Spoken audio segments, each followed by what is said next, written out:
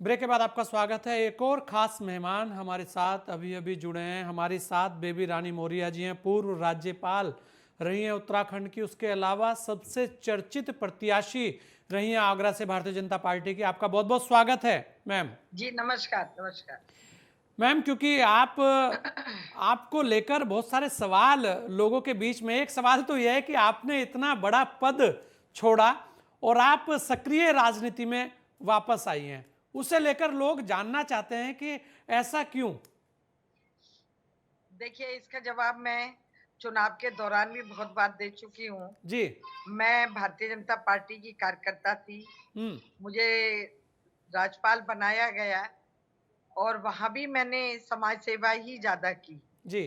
तो मुझे लगा कि मुझे सक्रिय राजनीति में ही रहना चाहिए। मैं वहाँ जाके ज़्यादा मदद कर पाऊँगी लोगों की, क्योंकि राज्यपाल के अपने बहुत सारे प्रोटोकॉल होते हैं, हम्म। जिसके कारण हम पब्लिक तक उतना नहीं पहुँच पाते जितना पहुँचना चाहते हैं। जी। इसीलिए मुझे लगा कि मुझे सक्रिय राजनीति में आना चाहिए। जब मैंने अपनी मंशा पार्टी को बताई, तो पार्टी ने मेरी बात को माना और जी। वो मुझे सक्रिय राजनीति में या लेकर आए। या कुछ ऐसा कहें कि आगरा की जो जनता है, जो उसका प्यार था, वो आपको वापस खींच लाया। वो भी हो सकता है, वो भी हो सकता है। आगरा मुझे बहुत याद आता था जी। और शायद मैं इसीलिए आगरा लौट आई। नहीं, बिल्कुल। जी, अच्छा, अब की बार जी। महिला वोटरों की बात हो रही है और आप खुद एक महिला हैं। आपको क्या लगता है, क्योंकि जिस तरीके से एग्जिट पोल आए हैं वो आपके भी सामने हैं, उसे लेकर तो एक बड़ा बवाल चल ही रहा है लगातार। विपक्ष उस पर हंगामा करे हुए है, लेकिन ऐसा भी कहा जा रहा है कि इस बार महिला मतदाता का रुख जो है वो भारतीय जनता पार्टी की ओर रहा। कैसे देखती हैं आप? बिल्कुल, बिल्कुल, मैं तो ग्रामीण विधानसभा से चुनाव लड़ रही थी और जबकि वो महिलाएँ तो घर में ही रहती हैं बेचारी, उनका भी मन यही था कि हम भारतीय जनता पार्टी को वोट करेंगे, हम्म। क्योंकि उन्होंने हमारे घर की रसोई चलाई है, हमें 2-2 बार महीने में राशन दिया है, हमारे बच्चों को भूखा नहीं सोने दिया है। इसके साथ जो मोदी जी ने कार्य किए, चाहे वो शौचालय बनाए हों, चाहे प्रधानमंत्री आवास योजना में घर मिले हों, चाहे वो बेटियों की शिक्षा की बात करें हम, चाहे हम बेटियों की सुरक्षा की बात करें, ऐसे अन्य बहुत सारे कारण हैं जिन्होंने बीजेपी ने महिलाओं का विश्वास जीता और वो विश्वास हमारे काम आया। उन्होंने मैं तो बहुत पूरा प्रदेश ही घूमी। जी। मैंने कई जगह जो हमारे पुरुष थे या उनके परिवार के लोग थे उनसे बात की। तो उन्होंने ये कहा कि अब की बार तो वो यही कह रही हैं हम आपकी बात भी नहीं मानेंगे, हम भारतीय जनता पार्टी को ही वोट देंगे। जी। तो यही कारण है मेरे ख्याल से कि भारतीय जनता पार्टी दोबारा सरकार बनाएगी। जी। मैम, एक चीज और जी। बहुत खास है कि इस बार के चुनाव में सुरक्षा, कानून व्यवस्था एक बड़ा मुद्दा रहा है। उसे कैसे देखते हैं आप? इसको कितना काम हम किया बहुत उसने? जी, मैं बहुत उससे अच्छे नज़रिए से देख रही हूँ। आप यकीन नहीं करेंगे, मैं लौट रही थी बनारस से, ट्रेन से लौटना था। 1-2 व्यापारी खड़े थे, उन्हें भी आगरा आना था, मुझे भी। उनका ये कहना था कि इतनी अच्छी सुरक्षा, व्यापारियों की सुरक्षा आज तक नहीं हुई, जो भारतीय जनता पार्टी या योगी सरकार में हो रही है। उनके संग कोई घटना हुई होगी, पुलिस ने उनकी घटना को सुलझाया, उनका जो भी माल लूटा था वो वापस मिला। तो इससे मैं ये कहना चाहूँगी कि व्यापारियों में एक कॉन्फिडेंस आया। उन्हें लगा कि ये सरकार अच्छी है, जो व्यापारियों की सोच रही है, जो महिलाओं की सोच रही है, जो उनकी बेटी की सुरक्षाओं की सोच रही है, जो उनके बेटों को काम देने की सोच रही है, तो ऐसी ही सरकार हमें दोबारा चाहिए। और सबसे बड़ी बात, भगवान राम जो हमारे आस्था के प्रतीक हैं, उनका भव्य राम मंदिर का निर्माण भी शुरू हो गया है। हर महिला, हर गृहिणी जो पूजा करती होगी, जो ईश्वर को मानती होगी, उनके मन में भी एक आस्था थी, वो भी कहीं न कहीं हमारे काम आई। जी।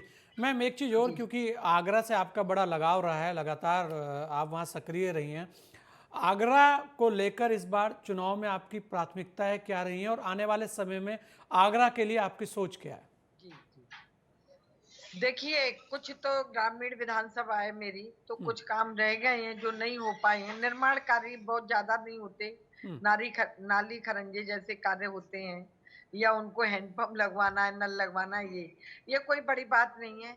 लेकिन मैंने सोचा है जो मोदी जी ने, प्रधानमंत्री जी ने नारी शक्ति मिशन जो चलाया है, जी। मैं गांव की महिलाओं को आर्थिक रूप से सशक्त करना चाहती हूँ, जिससे उनके घर अच्छे चले, उनके बच्चे अच्छे से पढ़ें, उनका परिवार अच्छा चले और समाज की मुख्य धारा में जुड़ के इस देश के लिए वो काम करें, राज्य के लिए अपने काम करें, अपने गांव के लिए काम करें।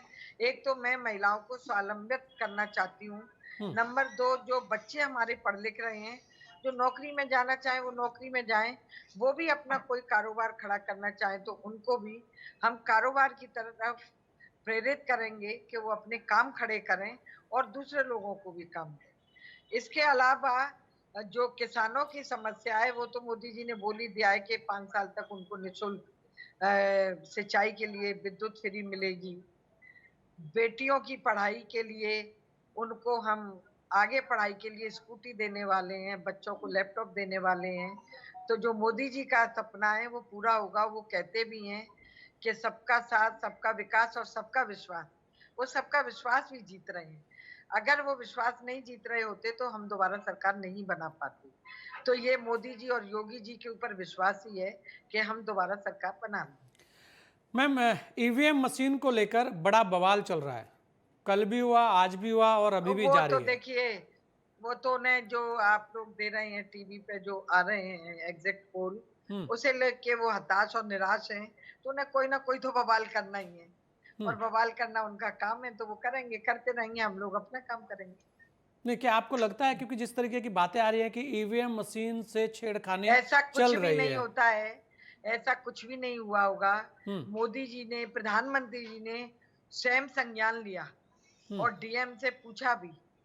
तो जो प्रधानमंत्री ऐसा हो जो बिल्कुल स्पष्टवादी हो, जो पारदर्शिता दिखाता हो, नहीं तो मोदी जी को क्या जरूरत थी डीएम साहब से बात करने की। हम्म। प्रधानमंत्री जी को डीएम से बात करनी पड़ गई कि क्या ऐसा हुआ है। उन्होंने, डीएम ने बयान दिया है कि वो हमारी वो ट्रेनिंग वाली ईवीएम मशीनें थी। तो क्या, हम्म। और आज भी आगरा में ट्रेनिंग चल रही है, जब मैंने यहाँ पता किया। तो ये तो कोई बड़ी बात नहीं है, उनको तो बवाल करना है तो करेंगे। जी मैम, इस बार का जो चुनाव है, जो आपने देखा, आप सभी सीटों जी पर गई हैं, आप सबसे ज्यादा घूमी भी हैं एक महिला होने के जी, नाते, पूरे चुनाव में कौन सा मुद्दा हावी रहा? देखिए कोई मुझे तो ऐसा खास मुद्दा नजर नहीं आया। सब हम्म। थैंक्स बोल रहे थे मोदी जी को और योगी जी को, और जो छोटी छोटी समस्याएं होती हैं वही उन्होंने बताई। बाकी बड़ी कोई ऐसी बात नहीं बताई कि हमारा आधार कार्ड बन जाए, हमारा राशन कार्ड बन जाए, हमारी पेंशन बन जाए। ये तो आम बात है, जी। हर कोई चाहती भी है महिला, हम्म। और इससे बड़ी कोई बात नहीं। जी। तो आप आश्वस्त हैं कि जो एग्जिट पोल है वो वास्तव में वही है जो कल होने जा रहा है? बिल्कुल वही रहेंगे, बिल्कुल वही रहेंगे। हम सरकार बना रहे हैं। चलिए, आपने जी, अपना समय हमें थैंक यू। दिया, मैम, आपका बहुत बहुत धन्यवाद। तो ये थी हमारे साथ खास मेहमान। पहले हमारे साथ सतीश महाना जी जुड़े, वरिष्ठ नेता हैं बीजेपी के, वरिष्ठ मंत्री रहे हैं। उसके बाद हमारे साथ बेबी रानी मौर्य जी जुड़ी, जो चर्चित प्रत्याशी रही हैं, लगातार उनको लेकर चर्चा रही हैं, उससे पहले गवर्नर थी उत्तराखंड के अंदर। कल का दिन बड़ा ही महत्वपूर्ण है। कल सुबह से ही सभी लोग लग जाएंगे देखने के लिए टीवी की वास्तव में होगा क्या। तो लगातार हमारी भी कोशिश रहेगी कि जल्द से जल्द सबसे तेज जो नतीजे हैं वो आपसे शेयर किए जाएं, आपके सामने लाए जाएं। इसलिए कल के लिए आप सुबह से ही बने रहिएगा हमारे साथ। तब तक के लिए दीजिए मुझे इजाजत। जय हिंद।